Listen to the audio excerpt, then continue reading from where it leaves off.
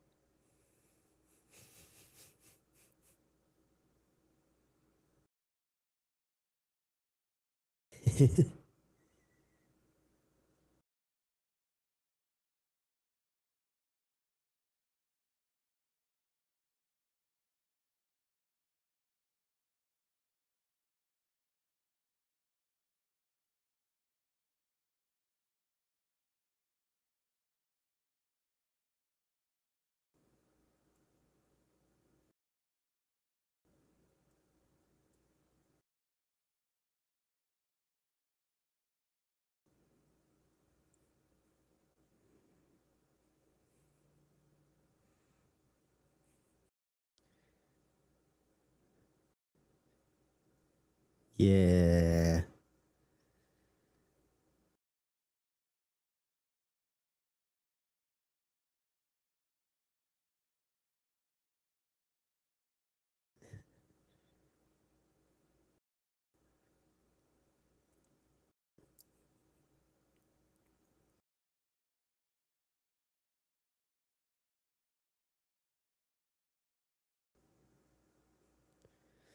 Uh Not really. I mean, I've listened to some Critical Role a little bit from like the start. ish. And I went through some of that for a little while. So yeah. I mean it gives you the D&D feel of like what we all want our campaign to really feel like, for sure. And it's real inspiring, I think, to get the creative juices flowing of like what you can do in your campaign, and like how you can make it your own and flavor it, and have a good time with it. So yeah.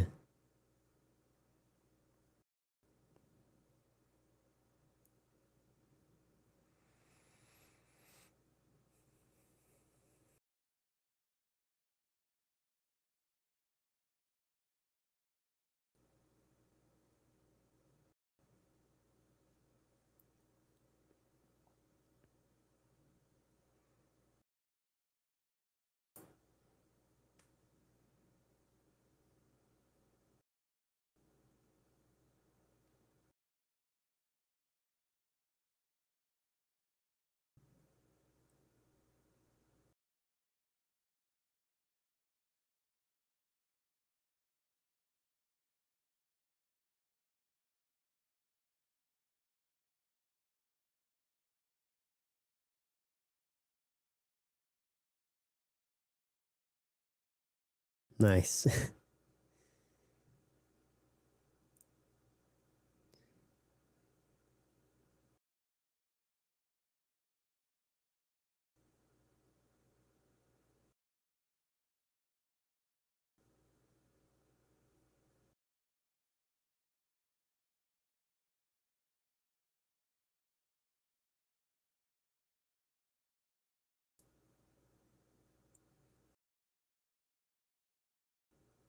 Uh-huh. I don't think I heard you. No, I don't hear you. My All volume's all right. the What way up. about now?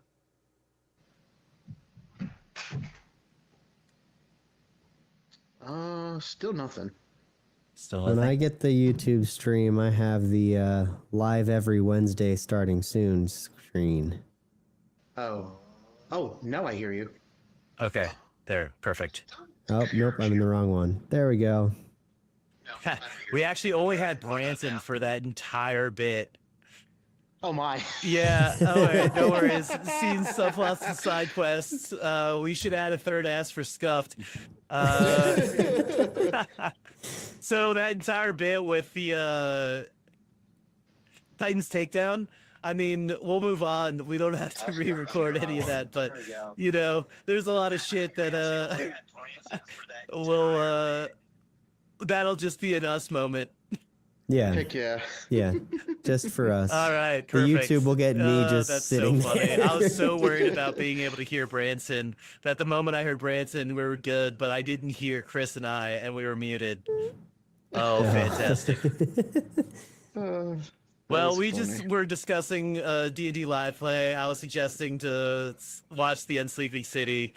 Um, man, if only we were a little bit more on it. uh, the other thing we wanted to discuss is the how tariffs are affecting gaming right now. Because it has affected the Nintendo Switch pre-orders. It's affected the release date, not only in America but Canada. There are delays with tabletop games, and tabletop games could be increasing in price because a lot of that manufacturing is being affected by the tariffs, and PC hardware. A lot of PC hardware is made in other countries. So, I mean, I know Chris just got like a gaming laptop. I know Branson has a gaming PC. I mean, your household's full of gaming PCs. So, I mean, how do we feel? I'll Yeah, let it's Branson go first. okay. Thank you. Yeah. Yeah, it's a fun world to be in. Just like, the general existence stuff with tariffs is really really a nice challenge to make life harder than it already is. But like, man, with with all this, it's like, I mean, the want for all of the new stuff in the gaming space is there, and like we want to keep pushing all these cool new advancements. I mean, like we mentioned the Switch, right? Like there hasn't been a Switch since 2017, and even the Switch that came out in 2017 was practically outdated hardware. And so coming at that with tariffs now, it's like, okay, well, we want to have this updated hardware, but it's just like, it's going to be too much. And like $80, like setting the benchmark for new games to be $80 instead of 60, Yeah. and then having different prices, but potentially different prices for physical and digital is actually kind of crazy. Dude, wild. So yeah, I mean, it's making the gaming space more, there's just like an even higher barrier to entry than there already was. Like, I mean, for those of us that already have some stuff like a gaming PC, like sure, upgrading it's going to be a pain now because like we can't, it's just going to be so much more expensive. To get all Not the to parts that mention- you might need. Mm-hmm. There's still going to be Exactly. scalpers. It's already overpriced for some stuff because of the scalping scene. But like you add on God. And tariffs there's no to that. Consumer Protection Bureau to help protect us against that now. No. Oh So boy. yeah, it's a whole lot of fun, and it just, yeah, I think really it's just like the inability to keep pushing things forward because of the just really high cost, and then inability for people to get more involved in the gaming space because of just the crazy barrier to entry. Yeah. It's going to be tough to, like, imagine being someone who maybe was saving up to get a gaming PC, or saving up to get a console now, right? Like, it doesn't even matter. Like, a lot of these parts, it's kind of like the auto manufacturing industry, like parts are manufactured and touch many different areas globally, right? And they will sometimes go to one country, go to another country, and then come back, right? So like the tariffs are compound in many different sectors of technology. So it's like gonna affect the current gaming market as well. Like things are gonna increase in price, and that's gonna suck for anybody who, again, has been saving for a console, and maybe they're not quite there yet, and it's gonna take another couple paychecks. They're working a part-time job, they're in school, you know what I mean? They just want to game with their homies, and they just want to have their own console, and now they might not be able to do that even with like the cheapest console. I feel like consoles are not inherently, but are better than most PCs of that nature, like that price point that you could build. Because you're also going to need to get a monitor, a TV for it. Like, I mean, you'll need that for an Xbox as well. So I guess that upfront cost is going to be the same, but a console ideally to have gone through stability tests and stuff like that. But Yeah. yeah, man, the tariffs are these like, and then like things get retaliatory because things have been in a very copacetic place with that for many years. I don't think really tariffs have been touched since the Great Depression. So it's just it's crazy. Imagine cars too, right? Like imagine trying to get a Toyota or any other like foreign made car or parts for it. Like let's say you have an older car and you need to get parts from the manufacturer. It's something like you want to get something new. Maybe you can't find it in a used lot or something. Like It's wild. affecting so many sectors. Sorry, Chris, what were you My saying? mom. No, you're fine. I was gonna say, speaking of the new car parts, my mom has a Jaguar, and they sent her an email saying like, "Hey, we're not able to get parts for this car anymore until things are resolved." And the fact that they sent that out to everybody, crazy. Damn. Yeah. Yeah, these are crazy. Or even just the people who, don't have anybody to help them build a PC. They have to go find somebody, and then that just increases and just more of a headache for everybody. Yeah, yeah. Now, in some better news, we have some cool things that are coming out to look forward to. We got Peacemaker season 2 and The Last of Us season 3. Whoop. Oh. There it goes. The Last of Us season 3. Well, my light kind of, it'll be a little funny looking, but it is what it is. It's like a spooky, scary movie now. Heck yeah. Last of Us season 3, we're kind of getting, it's now caught up to the source material of the games. So that's going to be kind of interesting with The Last of Us. I've played the first game and I have the second game, but I haven't quite got it. Like, I haven't started it, loaded it up yet. And I haven't seen Peacemaker season 1. It just hasn't been on my radar. But what do you guys think? Do you want to go first, Branson? No, it's all you this time. Sweet. Yeah, I'm not sure if a lot of people are familiar with Last of Us having the manga situation, which is a fancy way of saying, if any of you know Dragon Ball Z and the fight between Goku and Frieza, they've had to spread, one comic book over many episodes to, wait for the official, story to, progress far enough to animate. And that's just one concern of me that they'll have is like, okay, how do we, get season 3 off? Do we make our own, filler, or do we, make our own original ending, or do we talk with the studio and see what they are okay with, which is, very scary thought for me, just because I've seen lot of. I think the game's already made. Like, they started making the game a long time ago. I think that's already in production.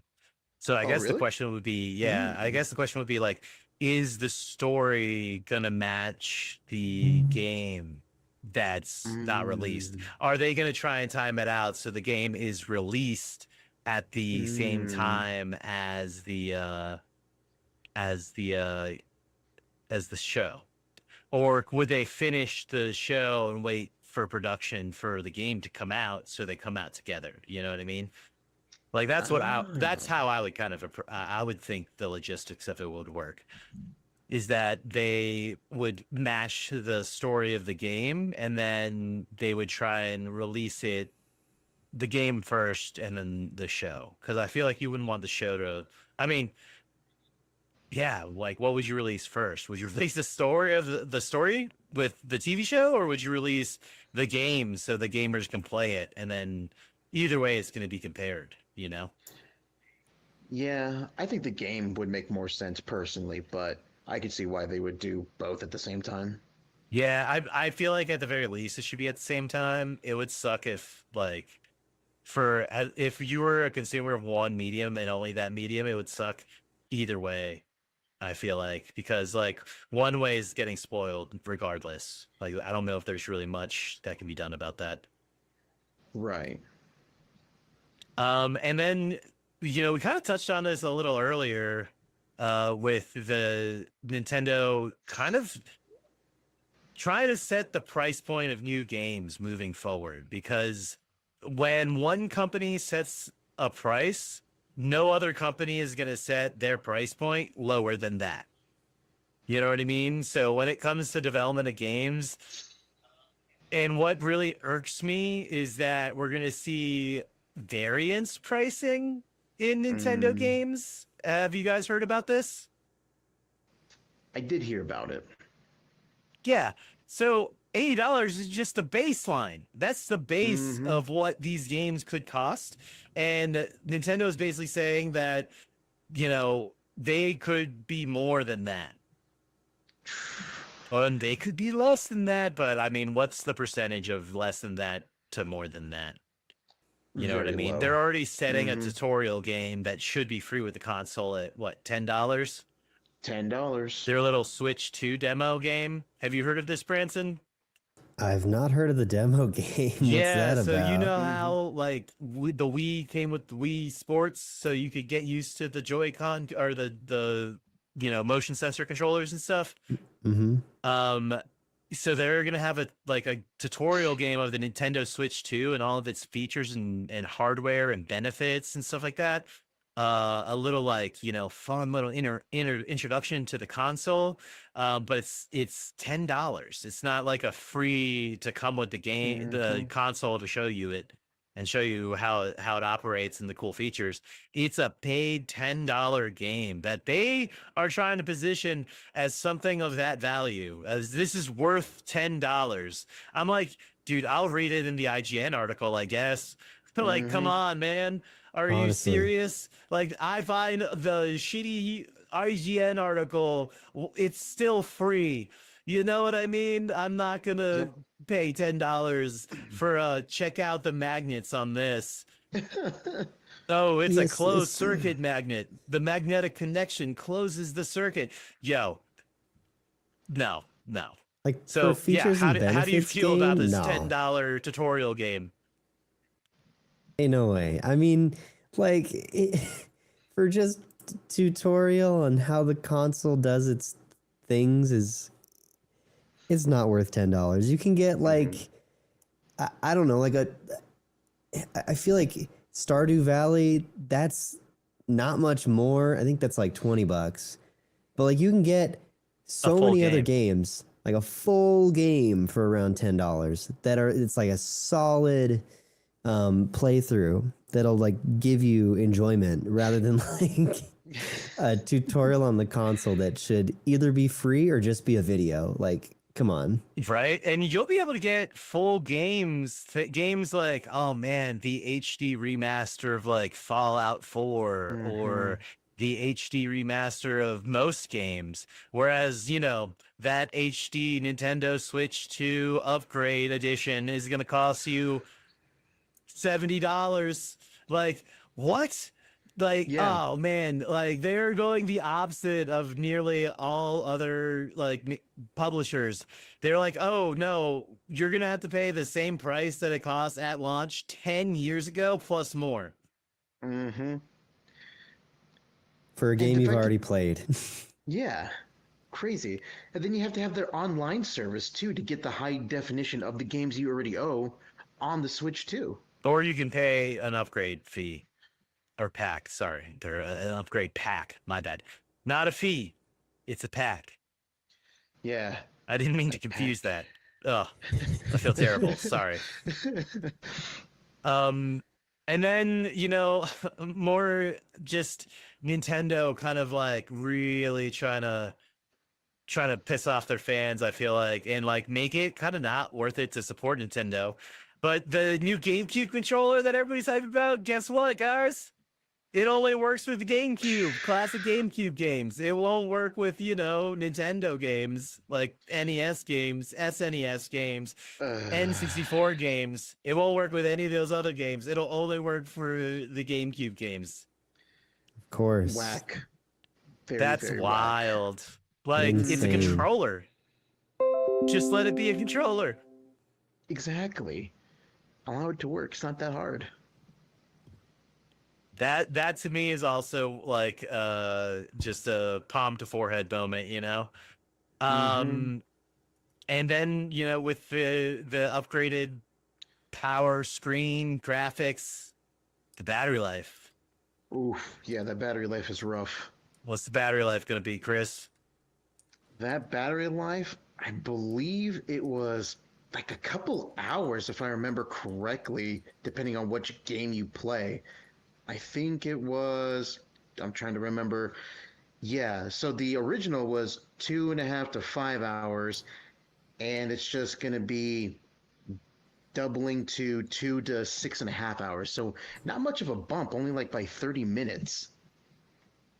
Yeah, they need to make that a little bit more efficient. Hopefully there'll be like firmware and hardware or like updates that might be able to increase the battery life. I mean, dude, these case companies are going to go wild with battery pack slots and built-in battery options. I mean, it's got 2 USB-C ports now, so hopefully that'll help it. Bruh, iPhone all over again.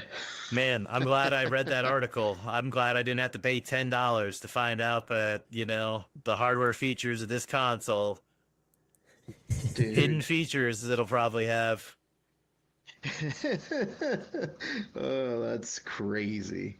All right. Now, I know we've been playing Marvel Rivals, Chris. There's a new skin that's coming out. Yeah, so if you have like a Marvel Unlimited account, which is their digital comics, there is a Fantastic Four's The Thing skin that you can redeem. I think you have up to April 27th to redeem that and have a new skin for the Thing in your armory or suits.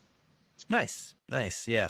It's always nice when there's like little cross promotions, especially if you already own those comics or subscriptions. 100%.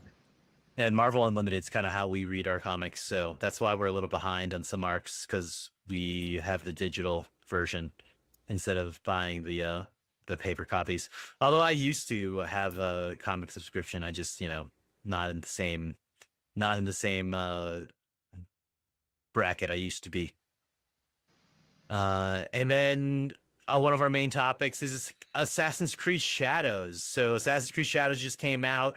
Now, while we start with like what Assassin's Creed games we've played and which one of those have been our favorites, I've played Assassin's Creed 1, 2, and 4, and pretty much kind of like got out of it after that. I felt like Assassin's Creed 4 was my favorite, like pirates and ninjas. Like it was the perfect combination game to me.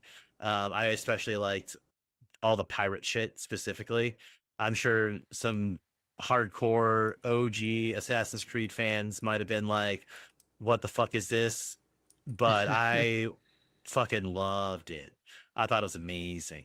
And after that, I just wasn't jumping around. I was kind of focusing on just maybe like one game, World of Warcraft type of deal.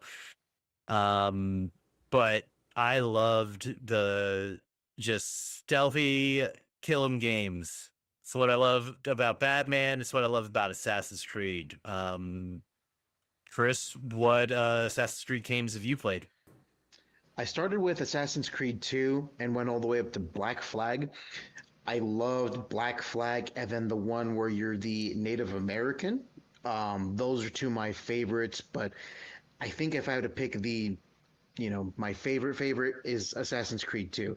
That just got me into it. I love the whole mechanics. I just love the story of Ezio and Desmond. And although I am a little sad that they parted away from that and did something new, it was really enjoyable when I played it. Super fun, super great.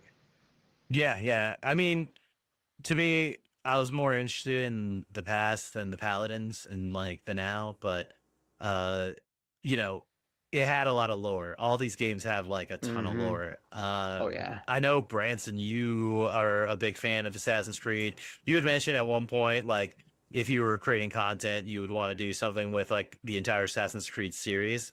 So, Oh yeah. let us know what you've played and what like your favorite one's been. It may be easier to say what I haven't played because honestly, Assassin's Creed is like one of my like top played like favorite franchises overall. Yeah, the content thing, I'm like, these games are definitely kind of a collectathon at a certain point, especially the new ones.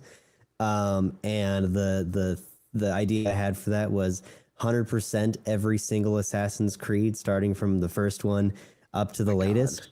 It would take forever, especially given doing that in the latest series games is going to take you like 400 hours. Massive, massive games. Damn.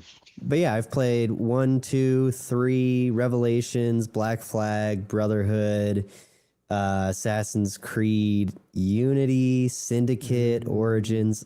I haven't played Odyssey, which is definitely one I want to get to. I skipped Odyssey and went straight to Valhalla because Vikings are cool. So Right. yeah, I haven't played Mirage yet, but actually, from what I've seen, Mirage looks really cool because it goes back to it's more of a simpler game. Right. It's a lot less open world. There's still open world exploration that you're supposed to do, but it's more straightforward in the quests. The story is a bit shorter, and it's just condensed in a way that it feels more true to um, the original Assassin's Creed games, which I think that's where a lot of the charm of them comes, where you're Yeah. just doing you're being an assassin, really. Where like Valhalla, I'm a Viking. Oh yeah. What kind of sneaking? I mean, sure, there's the stealth mechanics. There's a lot of stealth mechanics that they've developed through the years, but I'm like, why would I do that and sneak around when I could just raid this village as like a proper Viking? And then that gets us to like the latest stuff with Shadows, and I think it's surprising it took them so long to get to this theme, but it's I think it's I haven't personally played it yet, but I have seen a lot about it, Same. and I think it's definitely going to fill the cup of those who are wanting more of that stealth game back, and also still do, you know, their latest focusing on improving their combat and having more varied things you could do in the world, especially with like the multi-character storyline, which y'all didn't mention, but they did make Assassin's Creed Syndicate, which that was the last game where you played as two separate characters. They haven't really done that since. Oh. So they did do it Okay. once before with twins, and one of them was a little more stealthy and nimble. The other was a little more, you know, meathead, Right.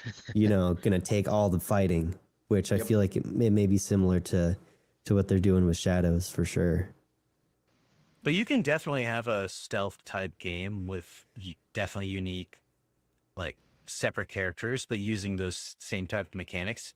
Because the Batman series comes to mind when it like opens up to Arkham City, and you're able to play as Robin and like Catwoman and stuff. So like the main combat was the same, but like their stealth mechanics were a little different. And their gadgets, like how they interacted with the stealth mechanics and the environment was also a little different. So there are definitely ways of, I feel like, having multiple different characters that use their environment in different ways for stealth type games, you know? 100%. Um, but yeah. So I think the theme and setting intrigue me about this game, but it's not like in, Assassin's Creed 3, you're playing as George Washington. These are NPCs that are all caricatures of themselves. And in this one, they're trying to like use their own protagonist and also like this historical figure that I think that they're just like, yo, this sounds cool. Let's have a game about him. You know what I mean? Instead of maybe going with the lore of Assassin's Creed. And I liked the OG, like they're taking they're taking this DNA genetic memory and having to go back and relive it.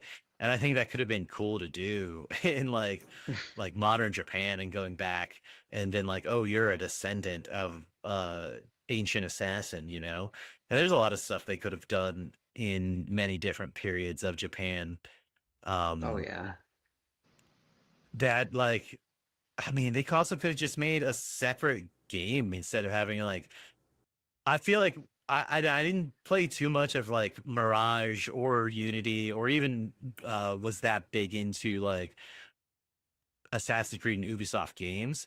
So when it had the dual protagonists, were they both like within that stealth style, or did you have this more aggressive style within it, or is it still based in the stealth assassination type?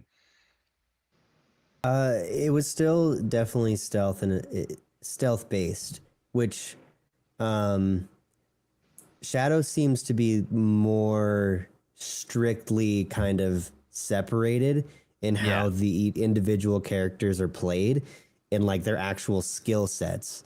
Like one being fully clunky and not necessarily all that usable as a stealth character. Whereas in Syndicate, they were both fairly usable in stealth, but one definitely excelled a little more over the others, but just had different styles of stealth. One being a little more just straight on attack Yeah. oriented, but you could play it in either way. Yeah. I mean, I'd still give this game a shot. It's not like, they're trademarking game mechanics and then suing other companies for it. So, Still got time. you know, when I think of the egregious things gaming companies have done, I feel like Assassin's Creed has done some bad stuff in terms of maybe disrespecting Japanese culture, but Mhm. it's like, not not as bad in certain ways as other gaming companies, and almost like how they're going to be affecting the landscape of gaming moving forward. True. True. That's fair. That's Because I fair. feel like with Nintendo and Power World, that's with what's happening with like Schedule One and Drug Dealer Simulator. Oh, Yeah, yeah. yeah, that's fair. Yeah, yeah. Have you guys heard about that? The dating sim for Pal World. No, not the dating sim Oh, for wait. Power World. So there is a game that came out called Schedule One, and it's basically like Oh. drug dealing simulation, Oh, like shit. something like that, right? Like building your drug empire. And then there's also a game called Drug Dealer Simulator, and the Drug Dealer Simulator game is the publisher is suing the publisher of Schedule One. And I Oh. feel like this has just emboldened some gaming publishers because Nintendo has sued Power World for the ability to throw a ball at a monster and capture that monster. And then that also leads me to one of my biggest gaming gripes for a gaming grandpa here, like get off my lawn, get off my game mechanic. Warner Brother Games, WB Games has held Oh. on to this gaming mechanic called the Nemesis system from Shadows of Mordor. And it's a really amazing system where any jobber villain character, if it kills your main character, it then becomes a named character and a boss. And it can develop immunities to how you would like use your abilities when you first fought it, or something like that. And it just kept evolving. So if you kept losing to it, it would just get stronger. And I remember my first playthrough of this game, like I still remember it. I was like, I never knew anything about it. And when you experience it fresh, you're like, holy shit, this is amazing. And they trademarked that mechanic. They like hold on to it. They copyrighted it or whatever. And no other game can do it. And Wonder Woman was going to attempt to reuse that game mechanic by WB Games, but then they canceled that game. Oof. And now that game Could've- mechanic is still lost because of greedy gaming companies, and it's stuff like that that really grinds my gears, fellas. Really grinds my gears. So Understandable, man. just all that, No, I could angry. Yeah. Let's move on to less game ranting news. Into more comics and manga. We have a couple cool things. Marvel has announced that they are going to do an X-Men Days of the Future Past prequel. So this is a classic Chris Claremont run of comics that kind of set this dystopian mutant future up where they're getting hunted by their own kind, who have kind of been turned against them, which Chris and I are reading the current run of comics, and that's kind of what's going on at Malkin, where they are training these mutant hounds to hunt other mutants. And that's the whole basis of Days of Future Past. Now, the movie did it in a slightly different way, but in the comics, Kitty Pryde gets sent back in time And she is the only person that knows of this future and has to like prevent this assassination from happening. But I think, you know, in this time she hasn't met the X-Men yet, and Mm-hmm. or is like just joined and like isn't necessarily at a status where she can be taken like seriously. But in the movie, she uses her powers to send Wolverine's mind back in time. So Yep. somehow her phasing abilities were time Tran- travel using combination with trans. Professor X. I mean, whatever got them there, Wolverine needed to be there. He's a But moneymaker, man. yeah, so this is kind of this is because it's like a almost like an anniversary of that famous comic book line. Heck yeah. So it's pretty cool.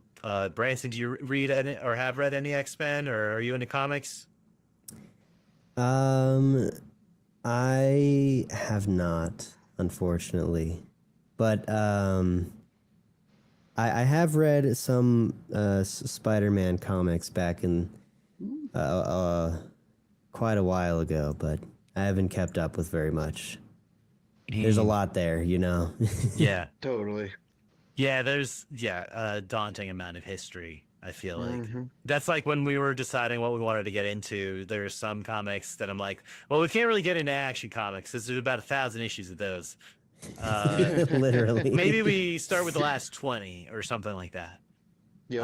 Now I did send something to you guys. A DC comic artist had made Dan Mora has made a kind of like crossover thing on Twitter with Superman and Dragon Ball. And I love the amalgamation of styles. I feel like it looks like both a a manga and a comic. You know what I mean? Like you kind of Mm-hmm. blended the two styles together. Yeah, I just feel like it just could be ripped straight from, a collaboration with Akira Toriyama. It just looks really nice.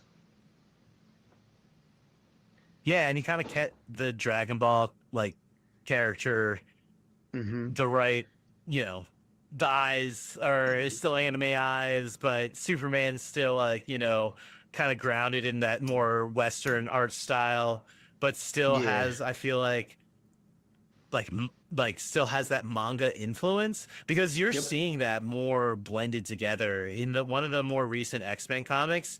You can tell the artist Yeah. had been influenced by like manga panels because the way the action scenes were drawn, it was very Mm-hmm. like manga and anime-esque. Which is really cool. I can probably send what we're talking about to you, Branson, if you're interested. But it was like a really cool amalgamation of like art styles, and I love that. I love that, like, you know, there is like homage to, even though they're like imported media for them and for us, there's like this homage and like appreciation because My Hero Academia is super like Mm-hmm. comic book influenced. You know what I mean? Like it is Oh pretty yeah. much like I feel like a manga take on a comic book world, Mm-hmm. Yeah. which I think is you know is pretty cool. 100%. I love that My Hero Academia has American names in their moves, which is always hilarious. Yeah, Detroit Smash. yeah. All of the All Might smashes are of like cities. Yep. And then the, I guess, last bit of manga and comic news we have is like Black Clover's finally set to return. They were dropped Yes. by Shonen Jump and they got picked up by, I think it's Giga.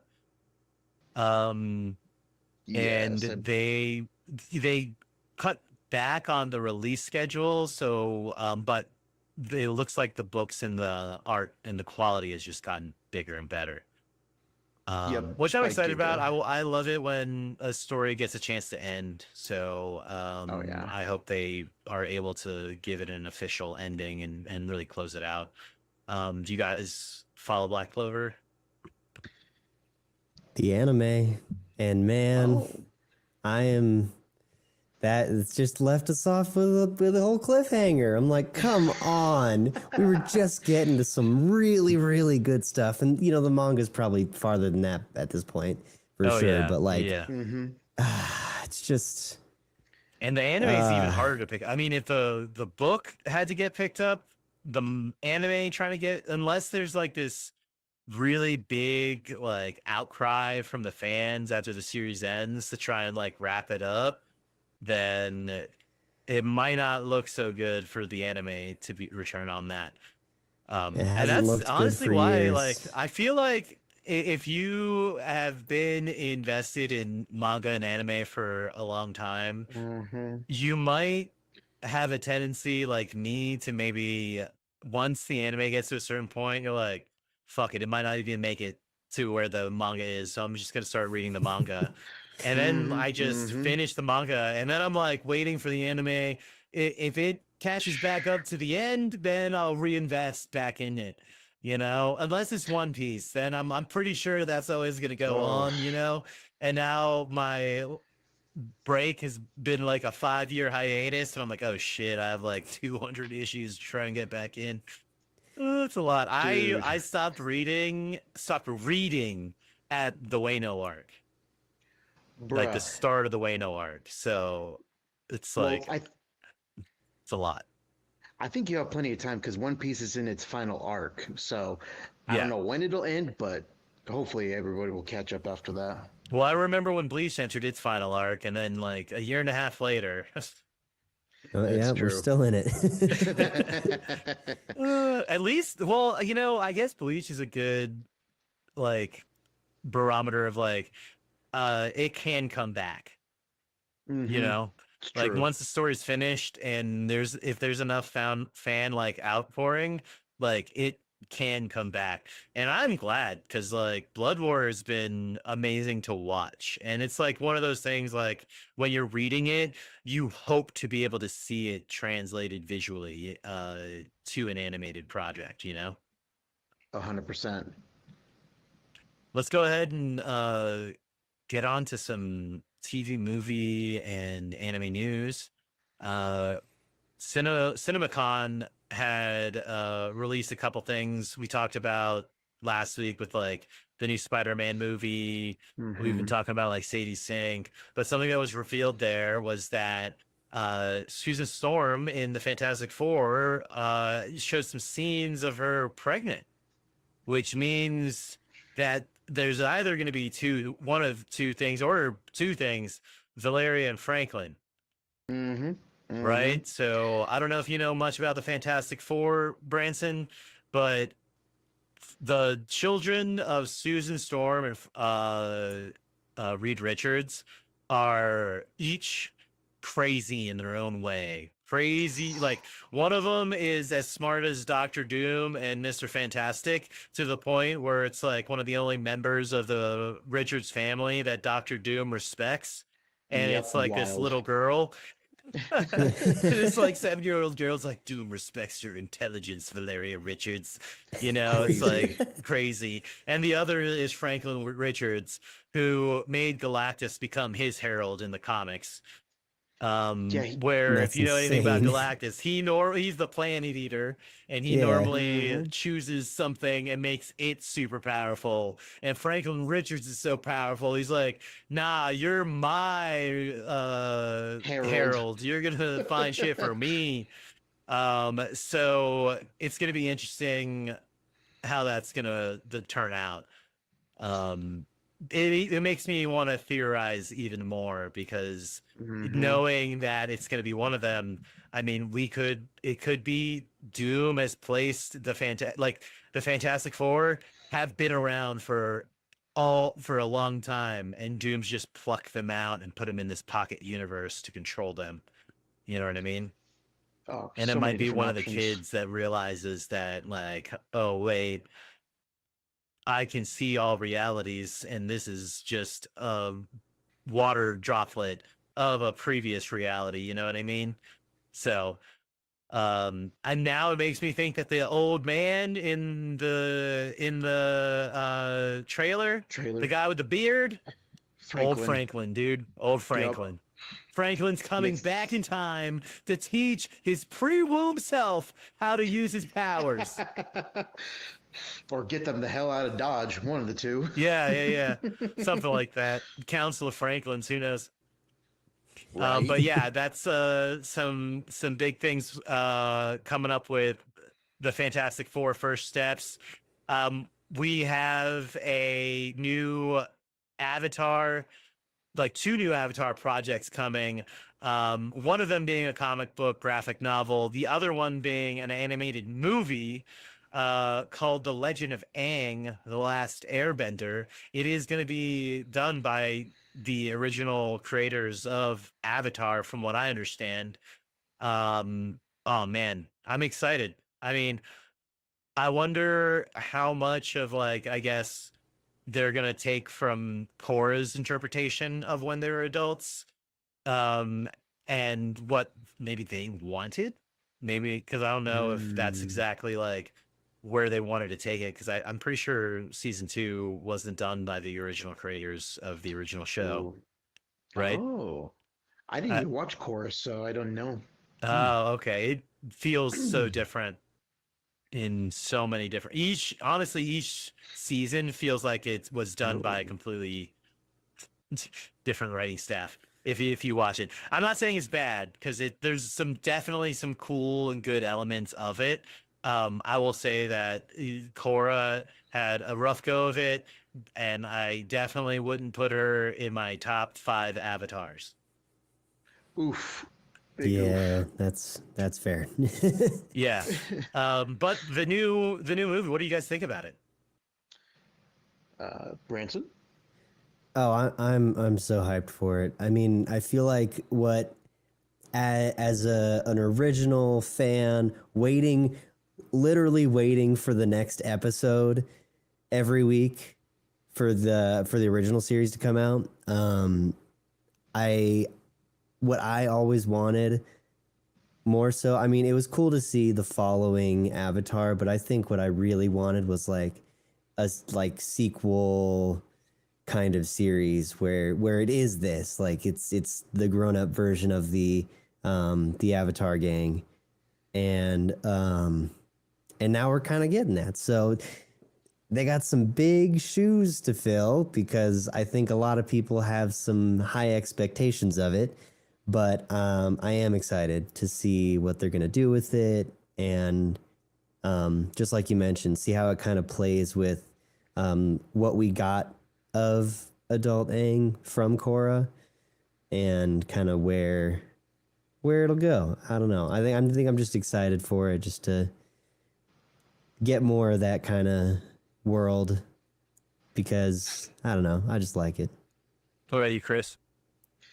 Yeah, I remember watching the original Avatar all the way from the beginning to end, and I'm just kind of super hyped just to see like how they portray Aang as an adult with everybody else, and just to see how that all develops. Like, are they fighting in this with each other? Because like, is the Fire Nation still being the Fire Nation, or maybe another nation is having some problems with the Avatar not being the Avatar, or just him trying to rebuild the air nomads to be, a thing again.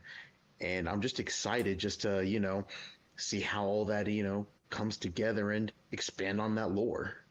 Yeah, like, is this gonna be young adult Aang, like in his 20s, or is he gonna be like having a little Tenzin running around? You know what I mean? Mm-hmm. Like, and since you haven't seen Korra, Tenzin is their kid. Uh, Ah. it is Aang and Katara's one of their sons. Oh, okay. Yeah, Good to yeah, and know. he's an airbender, so. Oh, very nice. Yeah, so when you like, that could be like that rebuilding of the Air Nation. Like, he could be touring around with young Tenzin. He could have the other kids. Who knows? It depends on, what age of an adult are they. And it might be before, like, Top becomes the chief of police. It could be before all the stuff of Korra, so that way the stuff in Korra can still be like, it's canon and thing, but still touch on a completely different era. Because some of the best moments in core is when you got those flashbacks to the adult versions of Yeah. Aang and them, because that's what everybody was waiting for, And like, I'm excited because the person they explored least there is who I hope like gets to really shine. Like, you saw one in the entire series, you saw one scene with Sokka. Hmm. Really? Yeah, in Korra. And in Korra, you see a lot of Katara, you see a lot of Zuko. I mean, you see more Uncle Iroh than you see freaking Sokka. What? So Dude, yeah, that's you crazy. should watch it. It's not a bad series. Like a lot of people will give it a lot of hate. And I mean, there are certain things to really like be like, come on. But I think they really did a good job of progressing the world, Mm. with like the world that was created. And in that, I think they did a really good job, and they like really touched on some crazy, like, I feel like more adult themes too. Even though the whole theme of Aang is like, can I stop a great evil without killing them? And Yep. that's a pretty like coming of age type thing. Yeah, it's kind of the opposite of Invincible Yeah, in very that much so. Aang has a way, but Mark doesn't. Mm-hmm. You know what I Mm-hmm. mean? It's not like he can just strip a Viltrumite of his powers and then they're a normal human and you can be like, go out into the world, you're a danger to no one now. Like, you have one of these Viltrumites is a planetary threat and you cannot talk no jutsu your way out of this, Yep. Yep. Crazy. right? And then we got a new trailer for Murderbot, which I love the name of. Um, you know, Starring Alexander Skarsgård. It's an Apple TV Plus uh series. I like it. It looks interesting. I mean, I like Alexander Skarsgård as an actor, so I'm glad he's like working and stuff. And I think this is a pretty funny and cool role. I think it's I think it's I think a lot of things have been us being afraid of AI, but what if AI just wants to like consume media and chill, even though it's made for murder, Dude, he's a bro, man. right? I loved it. I loved it. I think Yeah. certain Apple TV series, it's like been like really big swings. They've either been like completely below average or they've been stellar. Yeah, kind of like Ted Lasso. Ted Lasso was, a big hit for them. I liked it. It was pretty fun. Finished it recently. But this one does look really fun. I love the comedy in there. I love how the AI is just trying to chill and trying to consume. I think I've he said like watched 3,000 7,200 hours hours. of. Yeah, his content, which was great. What did you think of it, Branson? Oh, it was awesome. I like the design too, like the world Oh design yeah. and the robot design too. It looks pretty sick. Um, and then also just like, yeah, taking the whole like big scary AI and being like, yeah, I could kill him, but man, I'm too busy watching like Family Feud over here, whatever. Yeah, Just like exactly. every episode of everything possible. It's great. I love that concept too. It's like an AI that's like, well, I would kill all humans, but who would make my YouTube shorts? Yep, Yeah. yep. He's gonna It's be a like doom an scroller for sure. AI that's like just been brain rotted and it's just doom scrolling constantly. It's like there's too Oh. many humans. I can't consume as much as they produce. Oh man, what a great AI for a story. That's awesome. Yeah, and it's based off of I think like what's it, a novel or a Yeah, I graphic think it novel or said book something? series in there. Oh, And So then yeah. that's cool. before we get into our Daredevil review, something that I thought was really cool is John Bernthal is doing more than just starring in the new Punisher special. So I don't know if you know about this, Branson, But you know how Marvel released their Werewolf by Midnight? Like they released a short like movie. It was only about an hour and a half long. That's based off of this kind of like off the wall Marvel property that's based off of like the supernatural side because there's still werewolves and vampires and shit in Marvel comics. Well, they're doing that for the Punisher. So, and John Bernthal wasn't satisfied with how they took the Punisher in season 2. So he got a writing partner and is one of the like producers of the new Punisher property that's coming out.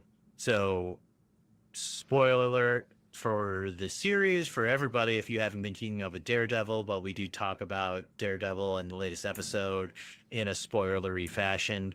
You know, one of the best scenes in the original Netflix series and in the new Born Again series is the scenes with Matt and Frank, right? And we see this like this unhinged version of Frank that's kind of given into the Punisher persona, where it doesn't look like he's fighting it. You know, he doesn't have like this trauma. He's just embraced the violent side of him, and you know, is basically when he's talking to Matt, it's like you're here for my permission, you know, type of deal. And I love that John Bernthal is so passionate about this character that he wants to do it justice. Yeah, I love the fact he's giving it the Ryan Reynolds treatment. If no one's gonna do it right, I'm gonna do it myself. Yep. Were you a fan of the Punisher, Branson? I actually haven't seen any of the Punisher, so that's definitely one. It's been on my list though, because I mean, it definitely looks pretty solid. Yeah, I mean, his scenes in the original Daredevil were like just a masterclass of like action and acting and violence. Right? How to like the one shot, like the Wonder hallway scenes that they do. Oh my god. Especially with like the Punisher in the prison. I'll just leave it at that. Like that was like a classic, you know. So in like the Punisher series, it takes him a while to like get into that, but you know, just like in all of the comic book hero series, it takes until like the last act for them to suit up, you know? Of course. Yep. But yeah, let's talk about that last episode of Daredevil. Maybe this will entice you to watch it. But in this episode, man, we just continue with the parallels of Kingpin and Matt, and it's crazy because even though Kingpin is the bad guy, he's the one being truthful and honest with his relationship. And with that, him and Vanessa, you know, murder their murderous love affair, dead weight together, and that brings them together. Whereas Matt is hiding his identity from his therapist girlfriend, and now they're on the rocks. Yeah, it was crazy because I felt like in the moment he was gonna tell her who he's Daredevil, but then he's just kind of going back and forth. She's just like, "What's going on?" Da da da da. But I like the whole dynamic that the Kingpin is not afraid to be the Kingpin. He's using his mayor authority to, blackmail the billionaires of New York City to listen to him. Be like, "Hey, you can either listen to me, the mayor, or you can listen to the Kingpin, who knows your dirty secret as the swordsman, or this or that as a vigilante, or I'm gonna take your husband. I'm just gonna abduct your husband." Yeah, and it was just crazy. Yeah, and the visuals, right? Like everything with Dexter and Bullseye, like the blue, kind of like, because like he's been augmented too, like at the end, because this is a continuation of the Netflix series, and at the end of the Netflix series, they didn't own the rights to vibranium, so they couldn't say vibranium, but he got that spinal enhancement, right? And like the parallels of the color schemes within like everything within uh Bullseye has that like blue tint, and Mm-hmm. like I wonder if he like sees blue, you know what I mean? If like they enhanced like other shit other than just his spine, Yeah. um in that way, because like in the comics his superpower is I can turn anything into a weapon. I mean, come on. But yeah, he's shown that he can do that, but like that's not a superpower. That is just a drunk guy at a bar. um Yeah. and then the parallels of Fisk with the white, and then Mm-hmm. Vanessa with the red. I think that means Yep. something. I think she might like be dying. You know what I mean? Like I think that Well, kind of, or it signifies that like Kingpin kept his word and didn't. We got the revelation again. Spoiler alert: we got the revelation that Vanessa killed Foggy, yep. and I think that could also be in that visual representation of like her dress being red is like she's the guilty one, whereas Kingpin kept to his word and was in the dark, didn't know, and then was Mm-hmm. like knew that Daredevil was there, Matt Murdock's there, knows he has super hearing, and is like, shut the fuck up, bitch, stop talking Yep. about this. And she's Yep. like, I gotta tell you something. It was like, now's not the time. Dude, it was crazy. I love how, you know, obviously Matt's temper finally got the better of him, had Bullseye escape from his confinement, and he was going to kill Fisk because Fisk was going to have him be killed in that yard of inmates. And when, spoiler alert, Daredevil took that shot from Fisk, I was like, what? I never would have anticipated that personally because I was like, yeah, he's Well, probably just going I to. would have, because Matt is still a righteous man, right? And when he found out that Fisk didn't kill Foggy, he wouldn't give up being a righteous man. Um, for for King. I think he wouldn't have done it if he knew Kingpin had killed Foggy, but because Kingpin hadn't killed Foggy, he knew his vengeance is towards somebody else and might let Mm, Vanessa die if Bullseye goes after Vanessa. You know what I mean? But this like final episode, I'm pretty sure is going to be the confrontation between. It's going to be like this big three-way confrontation between Kingpin, Bullseye, and Man. yeah, Daredevil. because like I'm not sure if the Kingpin's gonna like, you know, lay off Matt a little bit or drive him in because of, he wants to protect Vanessa. So I'm interested to see, how that, escalates and transforms. Yeah, and I'm wondering if this is gonna end with Daredevil being unmasked, Ooh. trying to save maybe Vanessa and failing, and then Fisk is like, we gotta stop these masked vigilantes. I got my Yep. special news media Yep. consultant J. Jonah Jameson here to have us going after these superhero freaks like those web menaces, like Right. because like there is a comic book line where he does get unmasked, and like he has like all the people he sent to trial as Daredevil starts to come into question and whatnot. So um Yeah. yeah, man, there's a lot of different ways it could go. So I'm gonna be interested to see how these final episodes really like it, because there is a season 2, so I wonder how big of a cliffhanger they're gonna leave us on.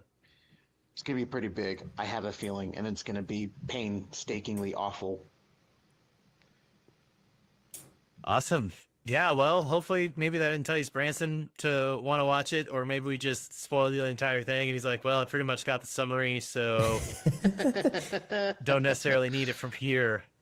But that's pretty much the end of the episode, everybody. If you're watching out there, thank you so much. If you've been watching the episode from the beginning, man, that first 15 minutes was sure funny when you could only hear one person. Yep. Yep. But thank you Always. for tuning in, like, comment, and subscribe. Maybe like the previous episode, we always hope that the next episode will be less scuffed. Always. Awesome. Have a good night.